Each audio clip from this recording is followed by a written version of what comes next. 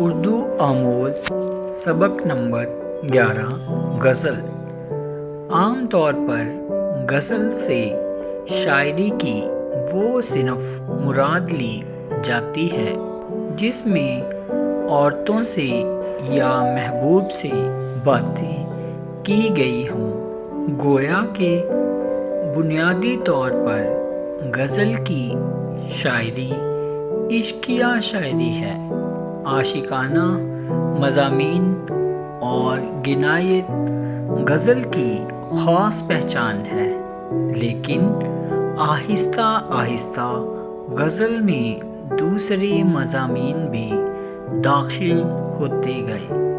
آج یہ کہا جا سکتا ہے کہ غزل میں تقریباً ہر طرح کے مضامین بیان کیے جا سکتے ہیں۔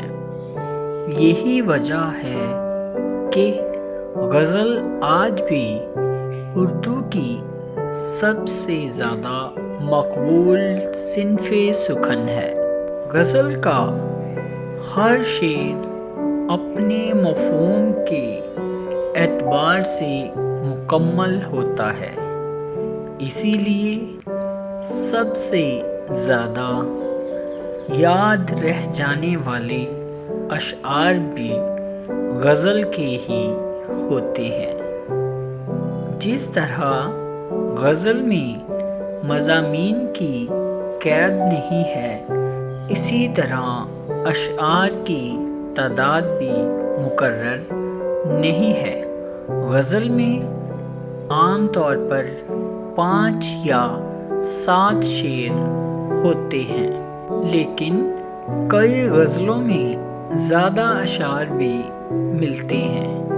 کبھی کبھی ایک ہی بحر اور ردیف و قافیہ میں شاعر ایک سے زیادہ غزلیں کہہ دیتا ہے۔ اس کو 2 غزلہ، 3 غزلہ اور 4 غزلہ کہا جاتا ہے۔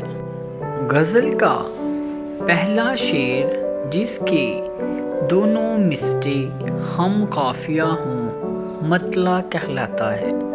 غزل میں ایک سے زیادہ مطلع بھی ہو سکتے ہیں۔ غزل بغیر مطلع کے بھی ہو سکتی ہے۔ غزل کا وہ آخری شعر جس میں شاعر اپنا تخلص استعمال کرتا ہے، اس شعر کو مقطع کہتے ہیں۔ کبھی کبھی مطلع میں یا غزل کے درمیان بھی کسی شعر میں شاعر اپنا تخلص استعمال کرتا ہے، لیکن ایسے شعر کو مقطع نہیں کہیں گے۔ مثال کے طور پر میر تقی میر کا یہ مطلع: پھر موج ہوا پیچاں اے میر نظر آئی، شاید کہ بہار آئی زنجیر نظر آئی۔ غزل کا سب سے اچھا شعر بیت الغزل یا شاہ بیت کہلاتا ہے۔ جس غزل میں ردیف نہ ہو اور قافیے پر ہی ختم ہو جاتے ہوں، اس غزل کو مردف غزل کہتے ہیں۔